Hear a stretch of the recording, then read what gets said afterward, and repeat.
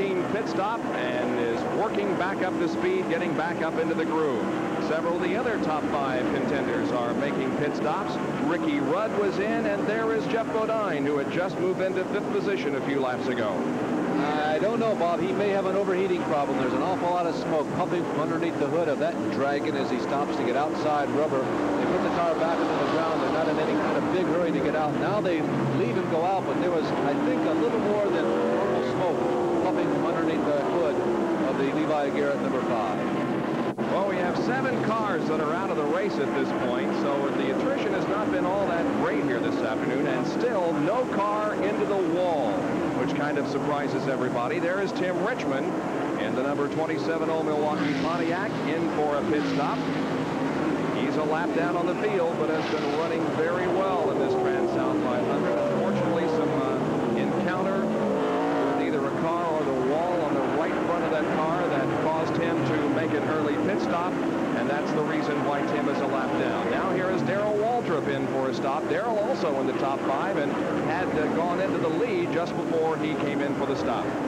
Darrell Waltrip's been driving a very interesting race today. I told you a couple times that one of the real keys to winning this race is finishing, and Waltrip, I think, has given us an excellent display of just how you go about doing that here at Darlington today. He's been very consistent. He's been fast. He's not lost a lap to the leaders, and even though he is significantly behind in terms of distance on the racetrack to Bill Elliott and Dale Earnhardt, he's still very much in it for the win here.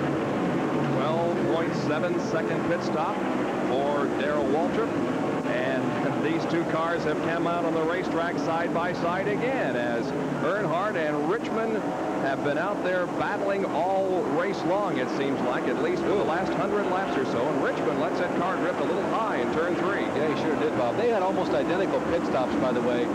Dale came in first, and then Tim came in about a lap later, and they both worked their way out into the first turn at about the same time, so we're right back where we were before the pit stops. Well, we won't be back next week. Now, the rain date on this race was next weekend, and North Wilkesboro would have been moved to the middle of May. However, we have reached the halfway point, so if it rains now, the race is an official one. We will be at North Wilkesboro, North Carolina next weekend for another Winston Cup National race at the North Wilkesboro Speedway, the Northwestern Bank 400. You know, there's an interesting phenomenon about the pit stops, Bob, and the rest of this race. We are right on the edge. Some of these cars can't go, I don't think, with one more pit stop. Some might be able to, but by my unofficial calculation, we are right on the edge of that particular line as to whether or not they can go the distance on 2 more or 1 more pit stop. So if we continue to go green, particularly in the last 100 laps of this race, this could be a very interesting finish. We may be running the sands of time through the hourglass in terms of fuel consumption. It will be very intriguing down there at the end. Neil Bonnet pulls out after a quick pit stop by the Junior Johnson crew. 16.7 seconds pit stop for Neil Bonnet. So Earnhardt remains in the lead, and Elliott is still second, and in 3rd position is Waltrip, 4th is Ricky Rudd, and 5th is Jeff Bodine. All of this after the most recent series of pit stops. Moving on to pit road right now is Harry Gant, who has not had a very successful afternoon in that Skoal Bandit Chevrolet. We'll be back with more of the Transouth 500 from Darlington, South Carolina. The leader is Dale Earnhardt.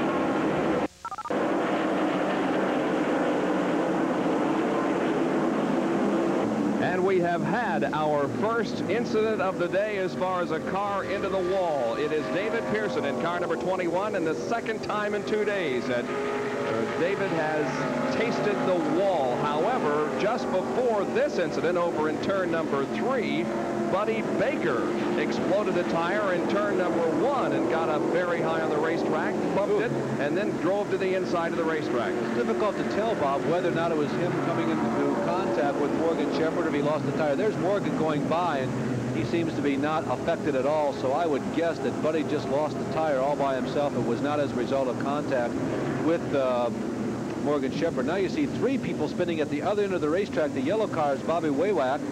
The white car, can't see from this distance, could be Mike Alexander, but that's just a guess. But David Pearson is sitting down on the bottom with a whole lot of damage. It's been a tough weekend for him, you know that, Bob?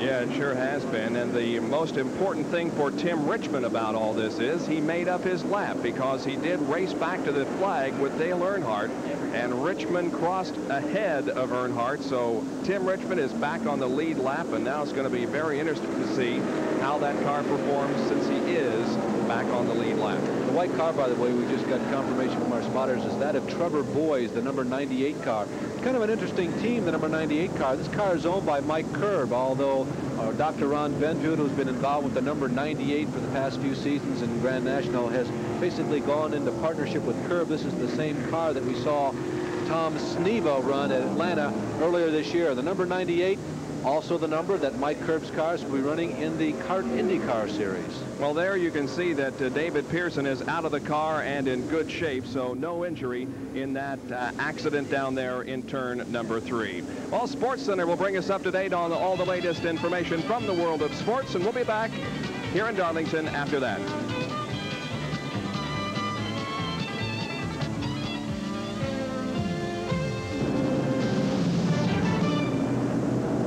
Auto Racing 85 today in Darlington, South Carolina for the Trans-South 500, being brought to you by Ford and your Ford dealer. Have you driven a Ford lately?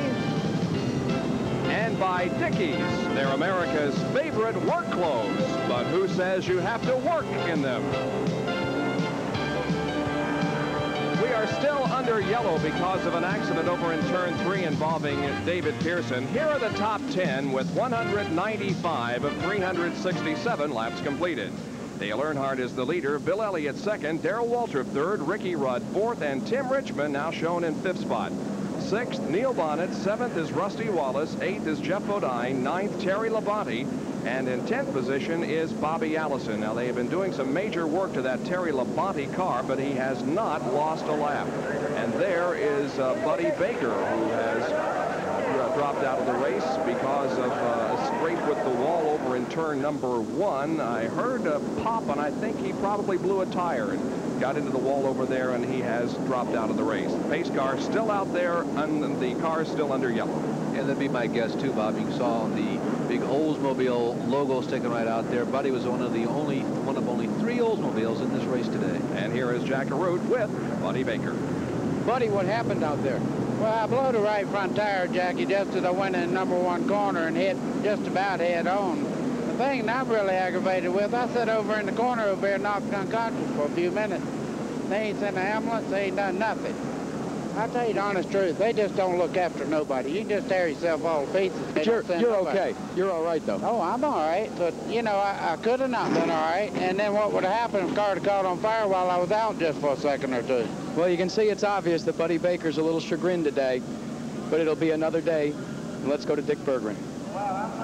Terry Labonte was in the pits just a few moments ago with the front end jacked up. They put 3 crew members underneath it, and what they did basically was pry out a bunch of chunks of rubber. Apparently rubber is accumulating on the speedway because in an earlier pit stop, Bill Elliott came in amazingly with his left front brake caliper on fire. Again, accumulated rubber. Bob? All right, Dick, well past the halfway point now, and we are still under the caution flag. We can tell you a few more of the positions out there. In 11th spot, 2 laps down, is Phil Parsons. 12th place is Ron Bouchard, also 2 laps down. 3 laps down. In 13th position is Lake Speed. Then in 14th spot is Morgan Shepherd, and 15th is Joe Rutman. Bob, to be a little journalistically fair here, to report on that situation Buddy Baker was talking about, we remind you that Neil Bonnet had the same complaint about a week ago from crashing into the wall at Bristol, but yesterday in the late model sportsman race there were numerous crashes, and our observations were that they were very, very quick in responding during the sportsman race yesterday. So we're seeing 2 sides of the same fence here. We can also give you a few cars that are out of the race. Jeff Hooker is out, so is J.D. McDuffie. Richard Petty was an early casualty. Benny Parsons exploded a right front tire and dropped out of the race. Connie Saylor is out, so is Elton Dotson. Cale Yarborough out because of an engine problem. Also out of the race, of course, David Pearson because of the accident a few laps ago. Also involved in that incident was Trevor Boyes. He's out. Bobby Waywack also involved, and of course Buddy Baker in car number 88. So those cars out of the race, but still a lot of race cars out there on the racetrack as we are about to go back to a green. And we're about to get started in this race 3 abreast there over in the 3rd corner. Everybody's trying to jockey for position. Now they fall back into their 2 abreast, 2 rows, or rather there, and I think we're going to go green, hopefully without incident.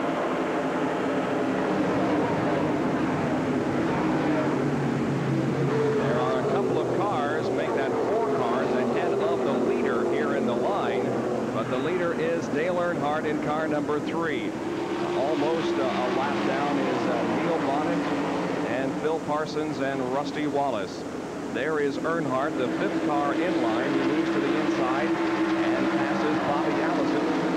And they come off of corner number 4 for the completion of lap 198.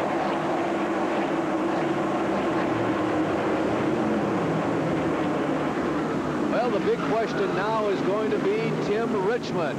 Can Richmond show the same type of speed that he did when he was trying to get his lap back? There are 2, 4, 6, there are 7 cars between him and Earnhardt right now. And among those 7 cars, there's some people running 2nd, 3rd, 4th, and 5th. And 2nd and 3rd, these two, Darrell Waltrip, number 11, and Bill Elliott, number 9. 2nd and 3rd position here.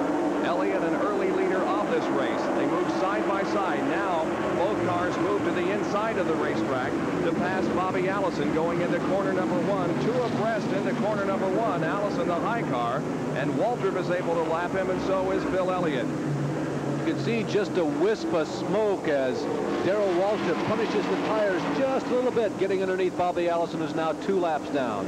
David Pearson had a tough day yesterday. He took over driving chores in his son's late model sportsman car and hit the wall up in corner number 4, hit the inside wall rather hard, and he's gone into the wall again here today in the Grand National race. David, when an engine blows in front of you, there's no place to go at Darlington, is there? Well, they're not. You know, there's such a close, tight, and a real tight racetrack anyway that when something happens like that in front of you, of course, I seen it, but wasn't a thing to do. You know, time I seen it, I was in the oil, and of course, you just can't turn it when you know it. 2 race cars in 2 days, that's got to weigh on you. It has. It's getting rough on my body, too. You know, I hurt my shoulder a little bit, and but it just knocked the breath out of me. But, you know, everything's all right. But that's what I hate. I hate it for a horse and a guy. You know, you just can't believe how it makes you feel to drive a race car like that. Okay, you're a KG veteran. Who's got the advantage out there right now? Is it Earnhardt? Is it Elliott? Who's your pick? Well, Earnhardt is running good, no doubt about it, but it looked like Elliott's can handle a little bit better. He can stay a little bit lower in 1 and 2 than he can. And, of course, I was having a little trouble with my chassis to start with. We kept making adjustments, and after that last pit stop, I was running just as fast as Elliott was. So I felt like I was going to be in pretty good shape, but I'd already got behind. The Silver Fox, the word from the garage area. He'll be back, but not at Darlington today.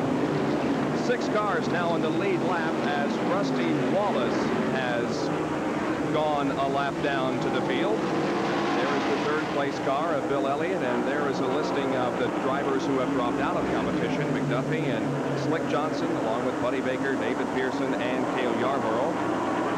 Elton Dotson out of the race, so is Connie Saylor, Benny Parsons, Richard Petty, and Jeff Hooker. A couple of interesting names there. Jeff Hooker, of course, out of the ARCA ranks. He's a guy who runs normally ARCA cars up in the Midwest. He's from Ohio, and he's making a little venture down here in the South to run some Grand National racing. Eldon Dotson is another name that Grand National fans may not be familiar with.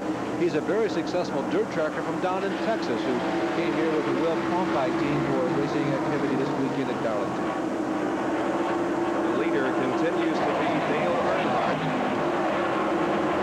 And Darrell Waltrip is in 2nd spot. There he is. And Bill Elliott is in 3rd place. Running right ahead of them is Rusty Wallace, and Neil Bonnet is trying to stay on the lead lap. He is in 6th position right now, but is right ahead of the leader, and Dale Earnhardt is looking to put Neil a lap down. Well, another interesting thing as we watch the leader Earnhardt working on Neil Bonnet. Tim Richmond has not made that big drive that I kind of expected. He's there in that group going by the camera right now, so he runs in 5th position, but Earnhardt right now continues to be the guy that everybody is just watching the tail end there. Boy, there's somebody getting a little bit out of shape. Is that Benny? No, Benny dropped out quite a while ago. That's younger brother Phil. Well, they all look alike to me. 5 cars now on the lead lap as Earnhardt was able to pass Bonnet. So the 5 cars on the lead lap: Earnhardt, Bill Elliott, Darrell Waltrip, and Ricky Rudd, and Tim Richmond. Back back with more live coverage of the Trans-South 500 from Darlington International Raceway right after these messages. The question as you rejoin us is Dale Earnhardt in trouble? He has dropped to the inside of the racetrack the last 2 laps, and yes, it looks like that there is a problem in that car. Earnhardt, the leader, slowing in turn 4. It looks like he could be headed for the pits. We'll watch the situation. No, he stays out there, but the car is off the pace definitely. Well, I don't understand why he did not come in, because he is significantly slower than what he was before.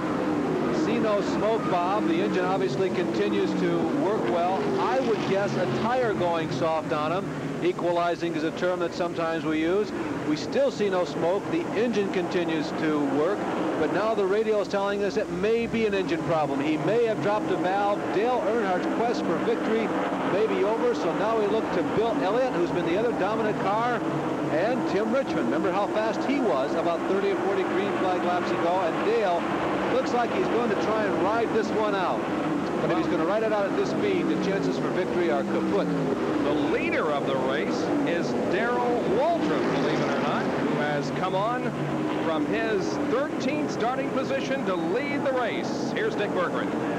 Dale Earnhardt's definitely got problems. He has lost a cylinder, now down to 7. That's not the fast way around Darlington. Definitely not very fast now as he is running that low groove. He led 128 laps before the problem occurred. Now the leader becomes Darrell Waltrip. There he is, the 3rd car in that line. His teammate Neil Bonnet and Phil Parsons ahead of him. But the leader, Darrell Waltrip, 2nd place now is Bill Elliott. Ricky Rudd 3rd.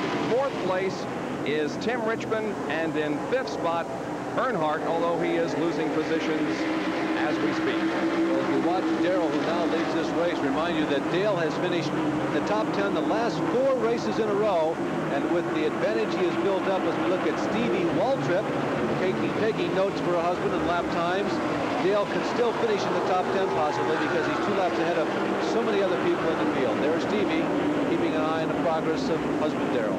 One of those busy wives on race day who charts the course and the action of her husband.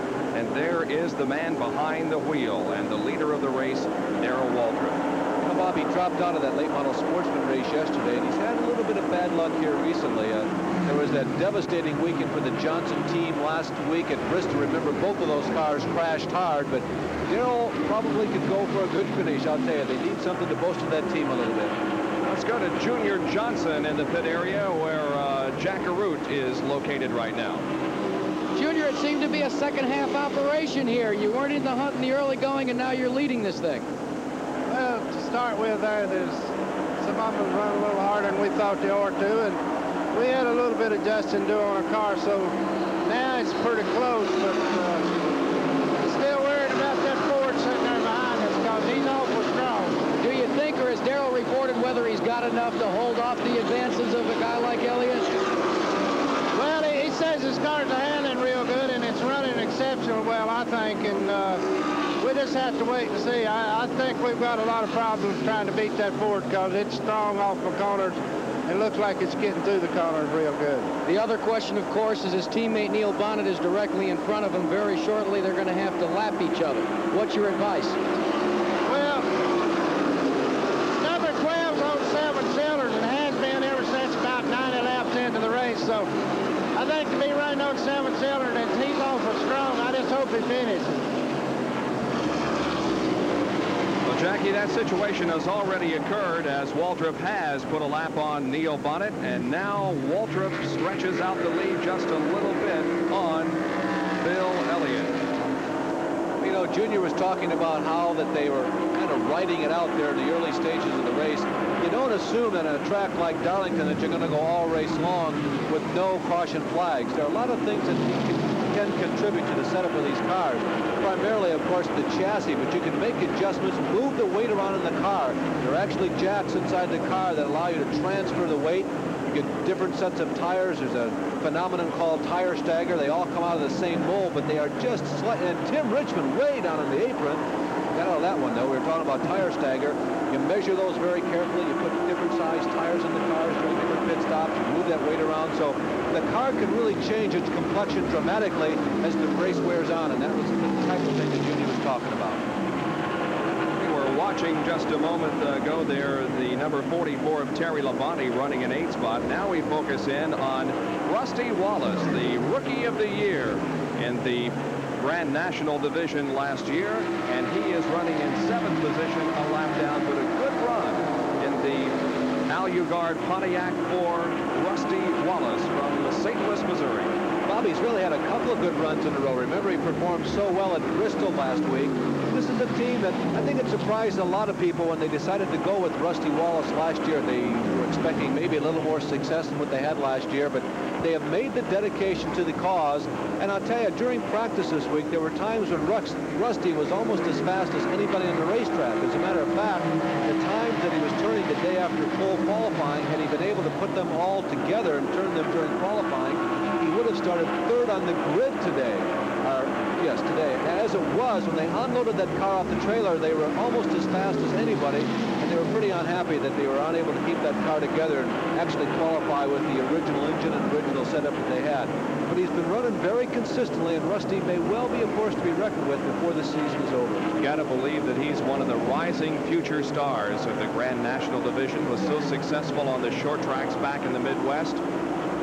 Rusty Wallace, as we indicated, last year's Rookie of the Year, and one of the drivers who is attempting to become Rookie of the Year in 1985 is Ken Schrader, the driver of the number 90 Ultra Seal Ford, and there he is. There were only a couple of other drivers in the battle for Rookie of the Year honors this year. One of them is Don Hume, the other Eddie Burschwell, but leading in the points for Rookie of the Year this year, this man, Ken Schrader from Benton, Missouri. Probably an engine failure at Rockingham, but you know he has finished the other 4 races. There you see Schrader leading Texan Eddie Burschwell. By the way, that car is crew chief by Donnie Allison, and Don Hume is 3rd in the rookie point standings. But Schrader has finished in the top 16 in the other 4 races. He had 11th at Daytona, a 14th at Richmond, a 16th at Atlanta, and a 10th last week at Bristol after running as high as 4th or 5th. So only the one time when they had the engine failure at Rockingham as he finished really in the bottom half of the field. So he's out there getting some valuable experience. Ken Schrader, 29 years of age, and got a lot of his experience in the open wheel cars back in the Midwest. So we will take this break and be back with more from the Trans-South 500 after these messages.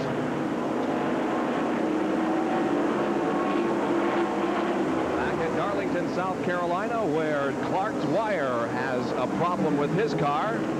Dwyer, the driver from Colorado Springs, Colorado, and the Sonny King Ford Honda Ford on the apron of the racetrack, but up in the groove, the 2 leaders, Darrell Waltrip in number 11 and Bill Elliott in car number 9. And if Darrell Waltrip can hold off for the victory here this afternoon, he will move into a tie with Cale Yarborough and Bobby Allison on the all-time Darlington winners list. The runaway leader, of course, we told you earlier, is David Pearson. Well, there's a lot of discussion in the world of sports, and always has been, as to whether race drivers are athletes, and that was our question of the week. Are race drivers athletes? Yeah, I think that race car drivers are athletes, because my definition of an athlete is a person who puts himself through pain and torture to beat someone else. And folks, this is pain and torture. Yes, I definitely think they are. Anybody that can set one of these cars for 500 miles, I think is a definite candidate to be an athlete. Why? Well, all the fatigue you got to go through, you know, it takes me usually 2 days to get over a good hard race. You know, Bristol, for example, you know, that's one tough racetrack. Any shorter racetrack that you don't have any time to rest down the straightaway, you know, it's got to be tough. You take a regular guy off the straight and he probably couldn't last 10 laps. There's always a dispute that they're not. I don't really know why people say they're not. You've got to be in very good physical shape to wrestle a 3,700-pound race car all day. Not only the weight of the car, how well it is or isn't driving, just sitting in it for 3.5 hours, and the heat we put up with the intense heat inside the car, you've got to be in damn good shape just to do that. I don't think just anyone can do it. It's physical, it's mental, and like I say, the intense heat in the car, and it's I think we're damn good athletes. Yeah, definitely. You know, this is a tough sport. And, you know, you got to set in a car that gets up to 120 or 30 degrees inside and concentrate with no timeouts for 3 or 4 hours at a time. And, you know, it takes a lot of physical strength, too, and it takes a lot of mental strength. And, you know, I think race car drivers as a whole are not looked upon as athletes. But, you know, I think in a lot of situations, if you'll take a driver and throw him into a basketball court, he can play basketball. But you take a basketball player and throw him in a race car, he might not be able to drive. So, you know, I think really a race car driver is more of an all-around athlete than a lot of other athletes are. There are no other athletes. Race drivers are the only real athletes. So there. Well, yeah, I have a feeling about, or an opinion about that, Bob. I've always told people that I believe, and one of the reasons why I'm very proud of the sport of auto racing is that really anybody can be an auto racing driver. You don't have to be 7 foot tall, run the 100-yard dash in 10 seconds, weigh 250 pounds. Anybody can be it, but not just anybody. I think there's something special about an automobile racing athlete. Of course, I'm a little prejudiced, I guess. The yellow is out, as you can clearly see, and the reason is because there's a whole lot of oil in pit lane. However, everybody else is coming in for a pit stop. Let's go down to our pit reporters first, Jackaroo. Junior Johnson is working in the rear, the left rear area, to adjust the handling on the Budweiser car of Darrell Waltrip. That means they'll be a little better off when they go out of the pits. Hopefully they've cured the minor problem because the car's running really well. Let's go down to Dick Berggren to find out what they did down at his end of the pits. Well, what they basically did down here in Bill Elliott's car was put 2 tires on it, put a tank of gas on, pat it on the trunk, and send it off, Jack. Apparently, they're quite satisfied with the way this automobile is handling. Interesting situation with the yellow flag here and the opportunity for all of the leaders to commit for a stop. And now we're going to see, I think, some very interesting competition out there on the racetrack. Dale Earnhardt moves away. He was one of the drivers that had a rather slow pit stop, but he's back out there, and everybody else came in also during this period. Bob, I was trying to see exactly what Junior Johnson was doing to the Waltrip car, and my attention was swayed another direction. I just caught the end of it, but I'm not sure. I think he might have loosened that car up a little bit. I think Darrell may want to slide through the corners just a little more. We'll see how it goes when he gets back under green flag conditions, but he couldn't shake Bill Elliott. Bill Elliott was right there, and as Dick reported, that apparently Bill Elliott was very happy with the performance of that car, but we'll have to wait and see. Maybe Jack or Dick can tell us a little later as to what exactly Junior did, but he may have loosened up a little bit. Hopefully Darrell can slip through a little more ease. Jeff Bodine is in for a stop. Joe Ruttman, who is still out there in competition, is in for a stop. The reason we are yellow is because of some oil on the racetrack and oil also in pit lane. They're working with the oil dry compound over in turn number 3. So while we are yellow, we will take this time out to bring you an ESPN and NASCAR track fact.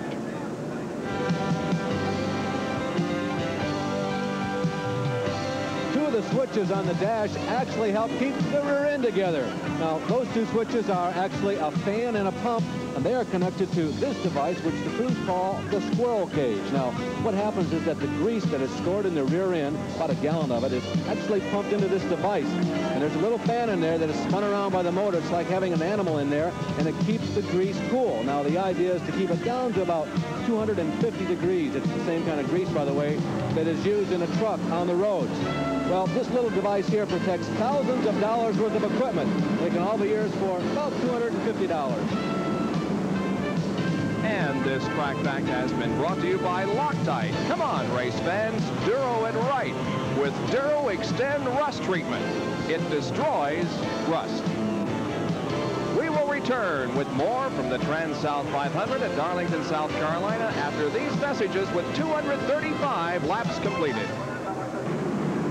Darrell Waltrip is leading the Trans-South 500 with about 130 laps to go. We're at 237. The race is 367. There's Waltrip now in first position. And Ricky Rudd is now second with Bill Elliott in third. Tim Richmond fourth, and Dale Earnhardt, despite the fact that he's off the pace and running on less than 8 cylinders, is still in fifth spot. Well, Waltrip has positioned himself well at the front at each of these restarts because he has been able to get out from the pack significantly earlier than Bill Elliott, and that's the reason why he's been able to open up a little advantage over Elliott. Elliott, through the situation of the pit stops, plus where he started in line, he's actually running in 3rd spot right now. And there's Ricky Rudd, who performed so well last week at Bristol.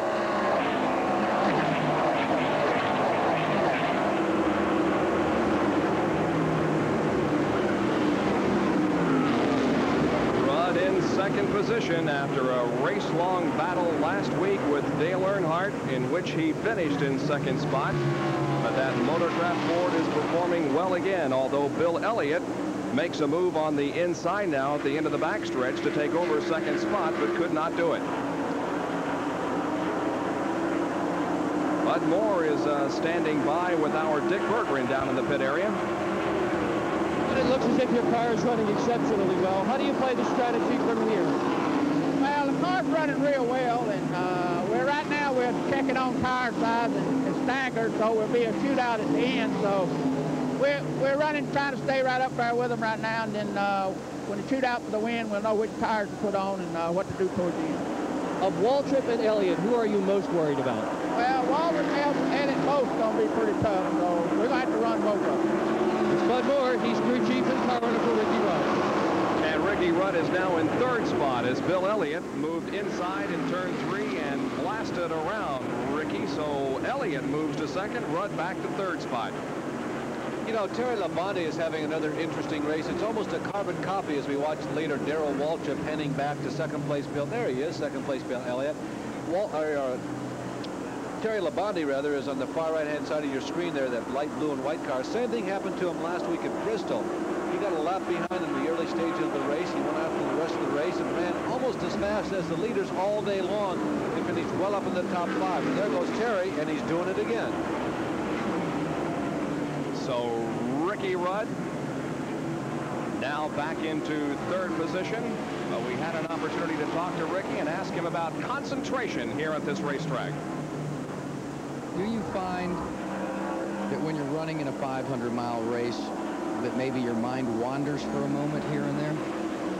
Well, it might tend to at some racetracks, but at Darlington, when you come into it, you just really have to realize that, you know, you're not allowed any screw-ups here, that if you make one, that the day's over for you. So you really, that's on your mind pretty heavily. So you're really that much extra hard on yourself, telling yourself not to make any mistakes, and you realize what the penalty can be. So I've seen a lot of cars here. I've seen Darrell Waltrip come here, lap the field once or twice, and it just took that one fraction of a second. He took his mind off what he was doing, and he was in the fence, and it ended his day. So the penalty you pay for not being alert is pretty severe. 3 top 10 finishes already this year. 2nd at Bristol, 4th at Atlanta, 5th at Daytona, and he is 8th in the current point standings. The average speed after 240 laps, 124.365 miles an hour, as Waltrip and Bill Elliott are up front with 5 cars on the lead lap. By the way, if Waltrip can hold off for the victory here this afternoon, it not only will move him ahead on the win list, but it'll also mean that Junior Johnson will be among the leading car owners at Darlington. He and Glenn Wood have 8 wins each, and it will give Junior Johnson another win here at Darlington. Well, Darrell Waltrip has won 64 times in his career. His last win was October of last year. He has yet to win in the 1985 season. He has won, of course, here at Darlington in the past. He has won 4 times at this racetrack, and, you know, he's one of the all-time leading winners in terms of dollars in NASCAR's Grand National Stock Car Racing. At the age of 38, he's already won over $1 million 5 times. That's to say, not in 1 year, of course, but his career earnings, $5,169,000. Well, let's tell you where some of the other competitors are running as we watch the top 2 here. Rudd, of course, in 3rd. Richmond is 4th. In 5th position is Dale Earnhardt. 6th, Terry Labonte. 7th is Neil Bonnet. 8th is Rusty Wallace. And 9th is Jeff Bodine. In 10th position, 2 laps down, Bill Parsons. 11th is Ron Bouchard. 12th is Bobby Allison. 13th, 3 laps down, Lake Speed. And 14th, car number 4, Joe Rutman. He is also 3 laps down. So far, we have had 17 lead changes among 8 drivers, 4 caution flags for 36 laps. Here's Jack Arute. Larry, Larry and Bob, Bud Moore talked about Steiger and assessing the situation that he has for tires in hopes of having the best left for last. All of the teams behind their main pit area stack their tires when they come off the race car. Now the key is they may find a good set of tires early in the race. They've got several laps on them. They've been heated up. They get much better when they cool down again. And a lot of times the teams will pick the best set with the stagger, the differential between the inside and the outside diameter, in hopes of putting them back out on the race car for the last 20 or 30 laps. So when you hear a driver talk about good tires or bad tires, or a crew chief talking about taking a look at his stack of tires, it's generally a guy that's back here in this area checking these rubber right out. Well, one thing I think the drivers are going to have to concern themselves with again in the next few minutes is the weather situation, because as we again look beyond turns 3 and 4, the skies are darkening very, very badly. And we have a spin and a crash in turn number 2, and it's Ricky Rudd. Oh, I think he got that wall fairly hard too, Bob. There's significant damage to the front of the car. I saw the left-hand side also had some damage, and Ricky Rudd, who was running so well for the second week in a row, has lost control, and Darlington has jumped up finally and bit one of our leaders with absolutely no warning. Rudd's car at the bottom of the racetrack, just out of turn number 2 at the beginning of the backstretch. You know, Bob, it doesn't appear to be that significant of a crash, but Ricky, and there we catch the end of it, you see, has already made contact with the front of the car, and there he is sliding down the racetrack. Everybody going to the inside, Lake Speed going by. Neil Bonnet was one of the first ones to get by. And, Joe Ruttman, that one kind of close. I've not seen any movement from inside that car yet. Now I see the head bobbing and his hand waving out the window net, so I guess Ricky is okay. You can see he hit that wall almost head on, Bob. Yeah, he sure did. He made hard contact with the wall. The front end of the car is mangled, and he has a lot of work to do on that car to get it back in running condition. Now, while the yellow is out, all the leaders will come in for another stop. Here is the leader, Darrell Waltrip. Well, we've had enough yellow flags here in the last 50, 60 laps or so to kind of scramble the strategy as far as pitting goes. We're still not to the point where you can go all the way on one more pit stop. It will be pretty close. Maybe you can. We're at lap 250 and 360 goes, so about 110 laps remain in this race. I guess just about everybody could make it on one more pit stop if you had to. Yeah, I think we're inside that window, so this might equalize all things up as far as pit stops go. One more pit stop will be required for everybody to get new fuel and maybe pick that last perfect set of tires that Jack Arute was talking about. You know, that stagger situation, Bob, that has always interested me. One thing for everybody at home to keep in mind is that all these tires, they're the same size. They come out of the same mold, but because rubber has some expansion and contraction qualities, by the time that you actually get them to the racetrack and get them mounted, they actually come out to be a little different size. So it's become a little bit of a science. Every tire has to be measured individually by a crewman, and then some decisions have to be made. Well, Ricky Rudd is still in that car, but you can see the paramedics are on the scene with one of the rescue squads over there, and I don't think Ricky is not getting out of the car because he's injured. He probably will just ride in it on the hook back to the pit area. Yeah. So we think Ricky is going to be okay. We've seen movement from the inside of the car. And so while we're yellow, we'll take this break and be right back with more of the Trans-South 500. As well as Bill Elliott is running, according to his brother Ernie, he's still not running as well as he'd like to. They've only adjusted the chassis twice today. Once to alter it from where they started, once to bring it back to where they started. But Ernie says the two-tire rule is absolutely giving them fits. They can only change outside tires or inside tires. Jack talked earlier about getting the exact right combination between right side and left side. That's what they don't seem to be able to do. Ernie thinks that if they can get that thing right, if they can get the stagger right, maybe on the last set of tires, they can go faster than they're going now. As good as they're running, they're still not happy. Well, he's still in second position behind Darrell Waltrip, but we'll watch that situation as you've explained it to us.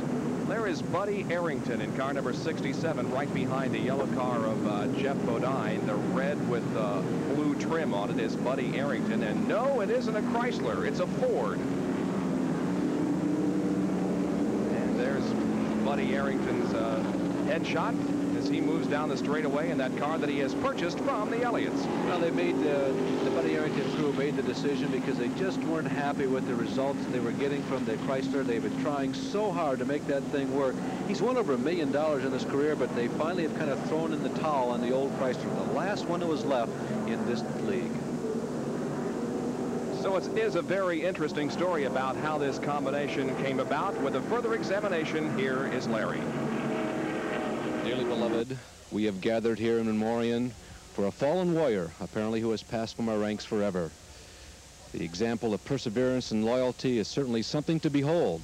Never a chairman of the board, but nonetheless an example that certainly can be held up to all.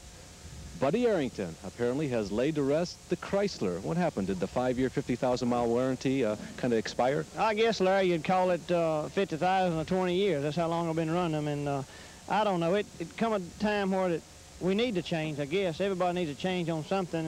And NASCAR says that this body is, you know, no longer qualified to run next year. And I didn't want to wait till wintertime to get involved in a change, you know. So I figured, well, I better start it now.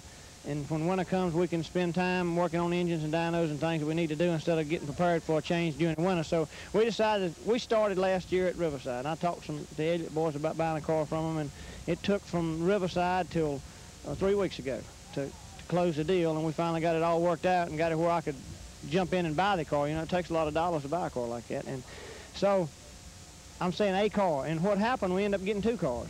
I don't know. Buddy, does it feel different? I mean, the Ford from the Chrysler product? Oh yeah, we got here and we have worked our butts off for 2 days, and we still ain't got it comfortable for me. So, but we're getting it, we're gaining on it, and we will whip it. We'll get it where the way I want it. And to start with, I ain't never had power steering. The power steering is nice. I know it's, if I ever make myself get used to it, I'll like it, but right now we had to take it off. I just couldn't drive the car with the power steering on it. And the minute we took it off, we picked up a full second right off the bat to the next lap I run without it. So it's just a deal where you've been used to something 20 years, you just can't wipe it out of your mind in 5 minutes or 5 laps. It takes you time to work up to it. So we're going to quit here, go with no power steering, and when we get to Martinsville or Wilkesboro, we're going to put the power steering back on the car, and I'm going to make myself learn how to drive it all over again. Well, the ads say, have you driven a Ford lately? Pretty soon, Buddy Arrington will be able to say, yep. Buddy started this race in 36th position and is still in with the Arrington Racing Ford. Well, here are the top 10 with 255 out of 367 laps completed in the Trans-South 500. There are 4 cars on the lead lap at this point. We'll be back with more coverage in just a moment.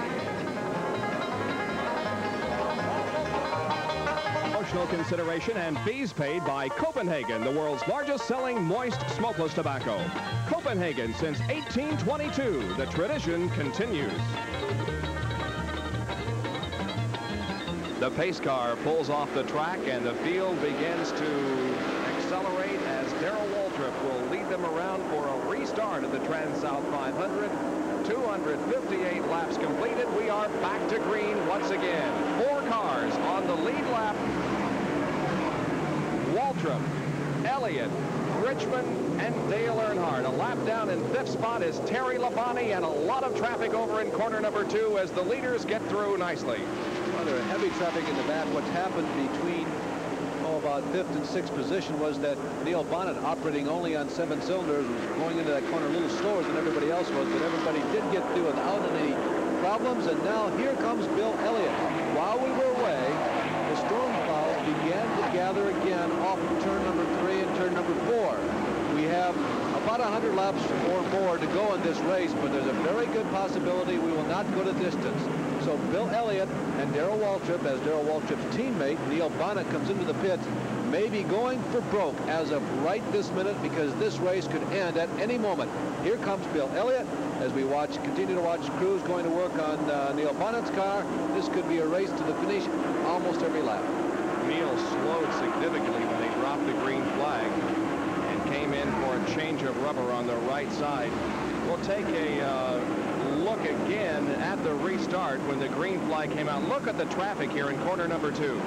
You can see the number 12 car slowing down. Lake Speed caught in the middle of the racetrack. Morgan Shepherd down low gives him room. Jeff Bodine caught right in the middle. Harry Gant drops way down into the apron. It's real slippery down there. He finds a groove, slips through. Right in the middle of the racetrack was also Lake Speed, and everybody got through without any problems. Here they are, Waltrip and Elliott, and we're yellow.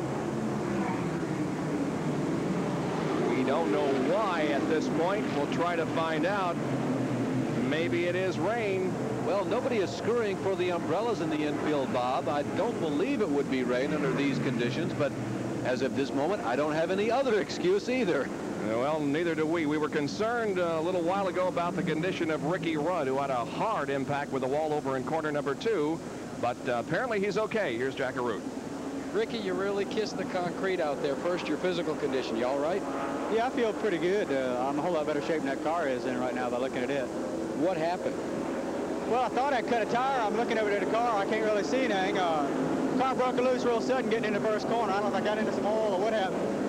First time I'd done that all day long, and when it broke loose, I turned back to the right and tried to gather it up. I had a slow slide going. I thought I had it gathered back up. Then it overcorrected to the right into the wall, hit on. Ricky, you've had a chance to run most of this race out there. Has the track changed a lot since the beginning? No, not really. I think the racetrack is exactly the same as it was the first 5 or 6 laps of the race. Racetrack's in real good shape. Well, Bob and Larry, Ricky's here. He's in the garage area. And to answer your question about the weather, it's not raining down here, so the caution must be for something else. Yeah, it's for debris on the backstretch, but boy, don't you love race strategy. Dale Earnhardt failed to come in for a pit stop while all of the other drivers ahead of him did. So now Earnhardt is in the lead with less than 8 cylinders. However, what's on his mind is the fact that there could be some rain in the next few minutes. And if there is, by golly, Dale Earnhardt will be the winner of this race. Tim Richmond is still out there on the lead lap in 4th, and we'll try to talk to him, Larry. Tim Richmond, this is Larry Newber up at ESPN. You got a reading on us? Roger, go ahead. I did hear you. Well, Tim, earlier in the race, when you were racing with Dale Earnhardt, it looked like you were about the fastest car on the racetrack. Once you got that lap back, you've never come back to the front. How about the setup? I'm not sure. We've had ever since we got the lap back, I'm not sure if the track has changed or what the situation is, but we've just not had the car handling ever since then. So I don't know. We're hoping to get the combination back again so we can go back up and run with Darrell and the Bill Elliott car and see if we can beat somebody. The car was working great. We just kind of lost it. We're trying to get it back right now. Tim, about a half a lap from green, but does the crew say that the weather looks threatening? Are you guys going for broke at this point? I didn't quite understand you. We're fixing to take the green this time by. We're going to check this for just a second. We're going to be busy here in just a minute. Thanks anyway. See you later. Thanks, Tim. Hang in there. You kind of got the idea there that Tim wanted to get back to the business at hand. Just a bit, I would say. All right, and they are ready for a restart now. Remember, Dale Earnhardt is up front again, but he is not operating with a complete engine at this point. Here they come off of the 4th corner. Waltrip is right behind him. We'll see how things occur here at the drop of the green flag, and it's pretty obvious that Earnhardt's engine just is not performing up to snuff as he lost several positions there at the drop of the green flag, and Darrell Waltrip moves back into the top spot. What a dramatic move that Darrell Waltrip made coming down the front stretch. He figured out that Darrell Waltrip, or rather that Dale Earnhardt, simply wasn't going to get off the mark as quick as everybody else. He shot between cars and knocked Bill Elliott in his dust. And that has really helped Waltrip. He has some cushion right now, at least at this point in the race, between himself and the second running Bill Elliott. So the Junior Johnson Budweiser cars are running together on the racetrack. But Neil Bonnet in number 12 is several laps down. The leader, however, is Darrell Waltrip in number 11. They run down the backstretch once again and into turn number 3. I'll tell you, Bob, that is the strongest 7-cylinder car I've ever seen. If we ever have a league with 7-cylinder race cars, I'm going to find out from Junior Johnson how you make one go so fast. That car is quick considering the fact that it's down 1 cylinder. One more lap, we will be 100 laps away from the finish. This is lap 266.